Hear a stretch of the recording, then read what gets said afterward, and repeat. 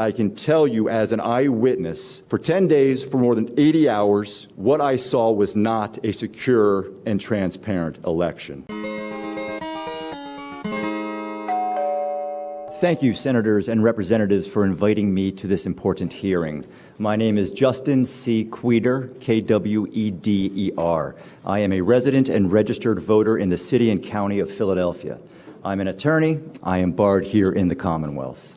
I am a volunteer certified GOP canvass observer. I was present at the Philadelphia Convention Center during the pre-canvass, canvass processing, and counting of the ballots cast in this year's general election.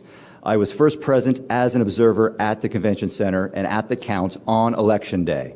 I returned as a volunteer observer to watch the process every day for the next 10 days. I'd approximate I was there for about 85 hours over those 10 days. Part of the reason that I kept going back was so that I could authoritatively speak about what I saw. And again, thank you for letting me be here. Because what I saw was problematic, to say the least. I can tell you that I am an eyewitness to many issues and irregularities that were observed in Philadelphia with the processing and counting of the vote. I was a witness to too many issues and irregularities to cover in a brief opening statement. And as such, I will now focus on just two issues that I did personally observe. First, the Philadelphia Board of Elections processed hundreds of thousands of mail-in ballots with zero civilian oversight or observation. The mail-in ballots were handled, processed, opened, and counted in Hall F of the Convention Center.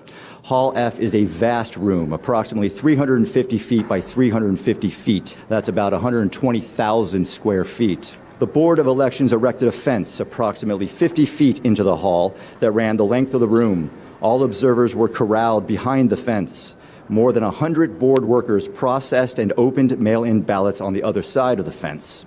These masked workers were arranged throughout the 120,000 square feet at a distance from the observers of about 10 feet to more than 200 feet away from us. Unlike what some may have reported in the media, the vast majority, and I'd estimate at least 96% of the board workers were processing mail-in ballots 15 to 200 plus feet from us. Due to the distance of the workers from the erected fences, it was impossible for me or any observer to see what the workers were doing with any type of specificity. The observers were not able to challenge any decision or determination being made about the processing of these mail-in ballots. No civilian oversight over hundreds of thousands of mail-in ballots. Zero opportunity for observers to observe, challenge, or inspect the mail-ins being opened. I find this to be an issue and to be irregular.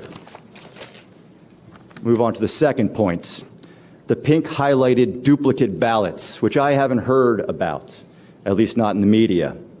As the weeks progressed, the observers were informed that the board was going to be duplicating damaged mail-in ballots that could not be read by the scanners. I was told that there were more than 5,000 of these damaged ballots. I was also told that the actual number was unknown and could be much higher. The process for duplicating these ballots was for two workers to work as a pair. One worker reading out loud what was marked on the original damaged ballot, and the second worker using a pink highlighter to mark the choice on the duplicate ballot. The board's plan then was to run the pink highlighted ballots through the scanners where they would be counted as votes.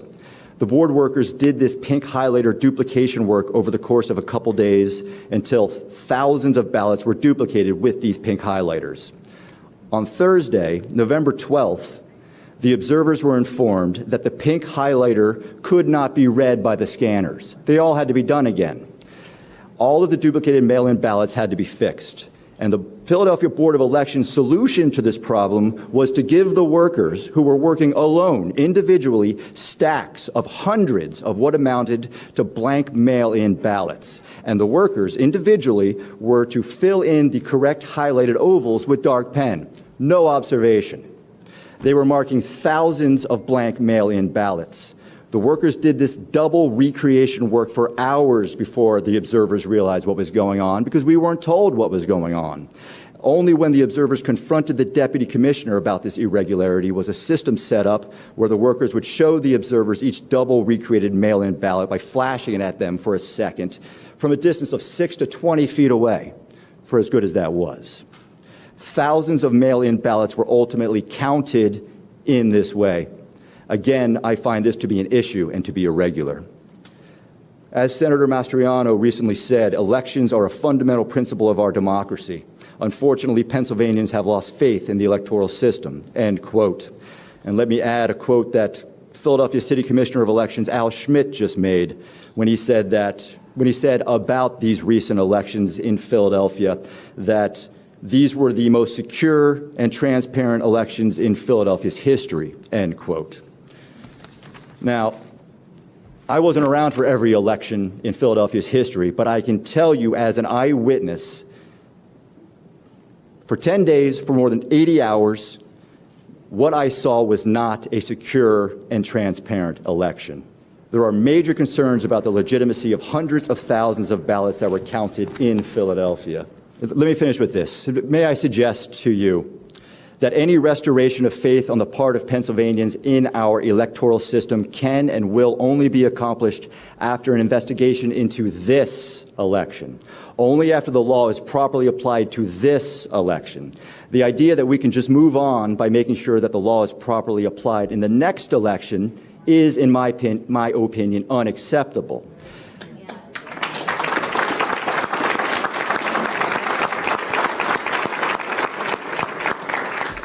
The issues, irregularities, and illegitimacy of what I saw leads me to conclude that the laws of the Commonwealth and of the United States were not being followed in Philadelphia when hundreds of thousands of ballots were counted in this year's general election.